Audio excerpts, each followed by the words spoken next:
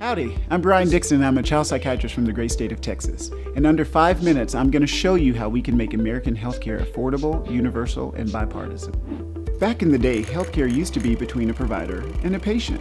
The patient asked a question, the provider gave their educated guess, the patient paid the provider, and the medical circle of life and death was complete.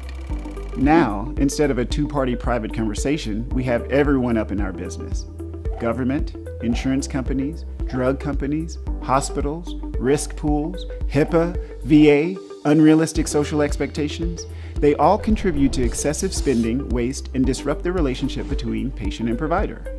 So how in the world do we unravel this hot mess? It's actually simpler than you think and takes 6 steps.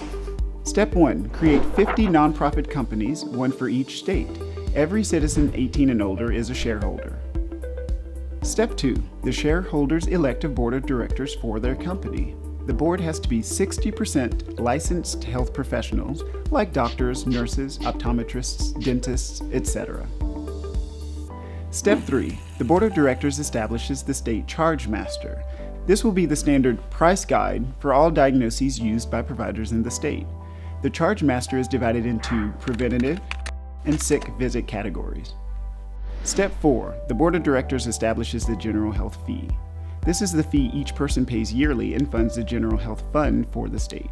This fund pays for preventative visits for all citizens as well as healthcare costs for diagnoses unrelated to personal lifestyle choices.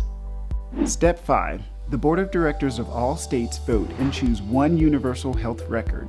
While the health record will be a commercial product, it will be backed by the cybersecurity strength of the federal government. Step 6, the board of directors use market forces to leverage down the cost of medications. These are just a few of the benefits of enacting this fundamental shift in our healthcare system.